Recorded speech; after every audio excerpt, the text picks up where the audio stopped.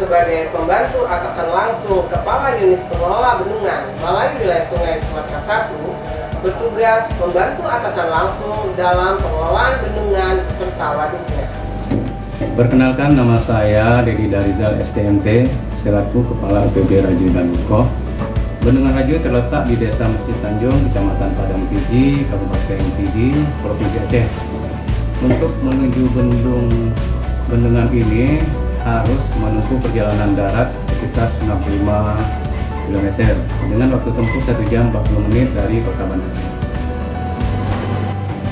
Bendungan Rajuy mendapat persetujuan desain tahun 2009, dibangun dari tahun 2010 sampai dengan 2012, di mana izin pengisian awal tahun 2014 dan saat ini sedang tahapan mendapatkan sertifikasi operasi.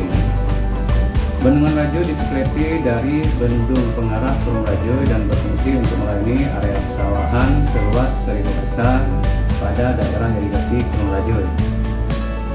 Pada UPB Bendungan Rajuy dan Lukoh terdapat kasat operasi dan kasat pemeliharaan, juga petugas operasi, petugas pemantauan, petugas pemeliharaan, dan petugas pengamanan. Terima kasih. Perkenalkan, saya Bayu Agustian STMT, yaitu selaku kasat operasi Bendungan Rajuy dan Lukoh. Adapun tugas yaitu membantu Kepala UPB dalam mengelola bendungan, diantaranya menyusun SOP operasi dan pemantauan bendungan, menyusun rencana kegiatan operasi dan pemantauan bendungan, bangunan sipil dan fasilitas pendukungnya, melakukan evaluasi kinerja dan perilaku bendungan, menganalisis bacaan instrumen serta menghimpun dan menyimpan dokumentasi serta laporan pelaksanaan kegiatan operasi dan pemeliharaan.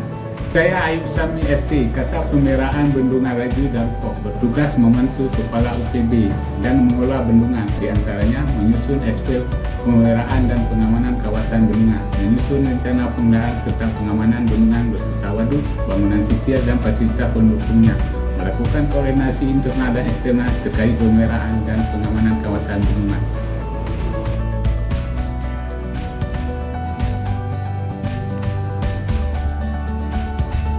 Sangat berterima kasih kepada Bapak karena dengan ada Waduk Rajuy,